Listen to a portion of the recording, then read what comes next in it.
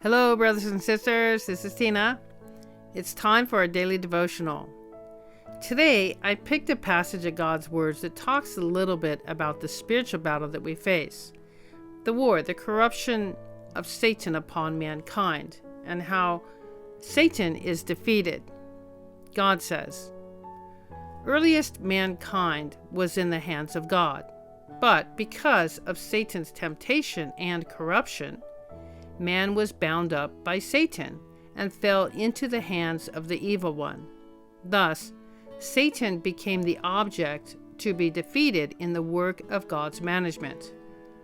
Because Satan took possession of man, and because man is the capital which God uses to carry out all management, if man is to be saved, then he must be snatched back from the hands of Satan, which is to say, that man must be taken back after having been held captive by Satan.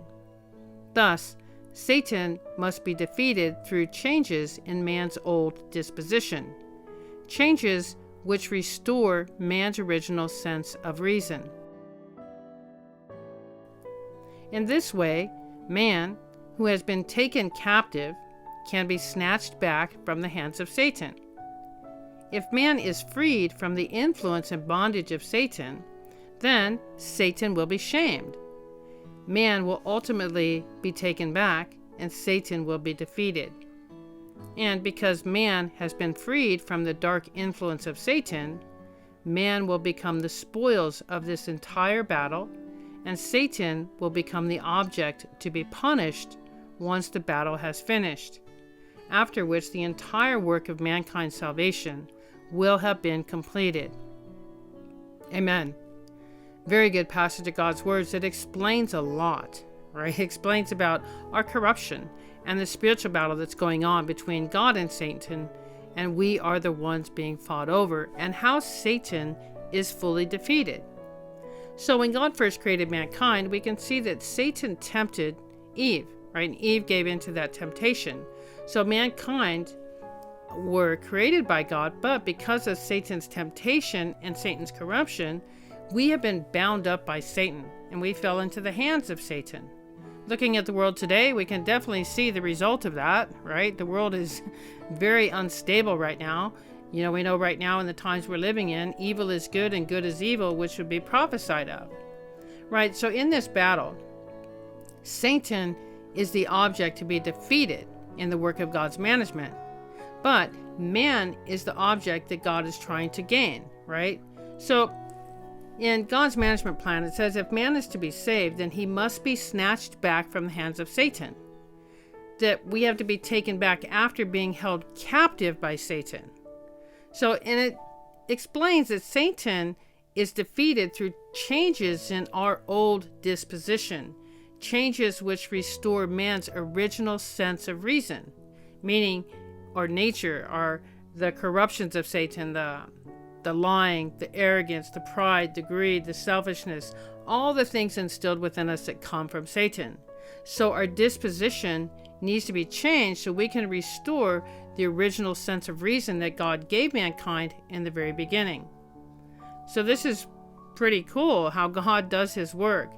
It also says if man is to be freed from the influence and bondage of Satan, then Satan will be shamed. And this is the thing, as we start to see our true selves and the harm that Satan has done to us, and we start to turn our backs on Satan and be fully obedient to God, Satan is totally humiliated and shamed, thinking, they don't listen to me anymore. They don't give in to their arrogance. They don't give in to their greed, their pride, their selfishness. I've been fully exposed. And so we can be taken back, and Satan is defeated through our awakening, through our seeing the corruption and being able to resist it, to resist the temptations of Satan. And this is pretty deep passage of words, right?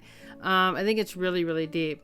So man is the spoil of this entire battle, and Satan is the object that will be punished once this battle is finished, once God's work is completely done, and once the salvation of mankind will have been completed, when man is gained and Satan is punished.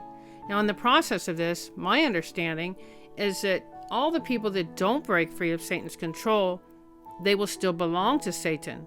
So when God destroys Satan, all those people that still belong to Satan will also be destroyed. And so I also understand too that when God gains his glory, all those people that follow God that can break free of Satan's control, they're the evidence of Satan's defeat, right? That Satan has been defeated through their becoming clean. And also those that are destroyed, they're the evidence that Satan has been destroyed.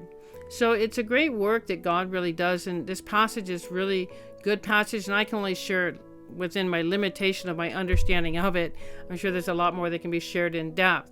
So if you'd like to share what you understand from this passage, please feel free to do so, because our understandings are limited within God's words. God is the source of the truth, but we can share what we understand in accordance with our stature, according with our understanding. So if you want to share anything, please feel free to do so.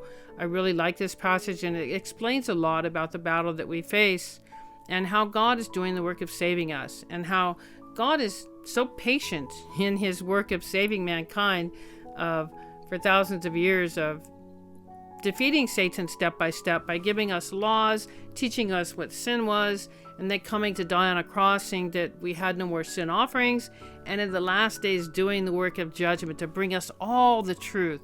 The truth, it accomplishes so much. It's like a weapon that we have to defeat Satan. It's like a mirror so we can fully see ourselves, and it's a medicine so we can heal ourselves. Without the truth, we have none of that. So it's very important that we understand the battle and we understand how significant the truth is, because without the truth, we have no means to defeat Satan, because we can't see what we're fighting against. So God gives us these words to be able to help us to change our disposition, giving us the way to practice, giving us the standard by which we should live, and the principles of practice in our everyday lives. So yeah, if you'd like to share anything, please feel free to do so. That's all I have to share, and we'll see you next time. God bless you, and have a wonderful day. Bye.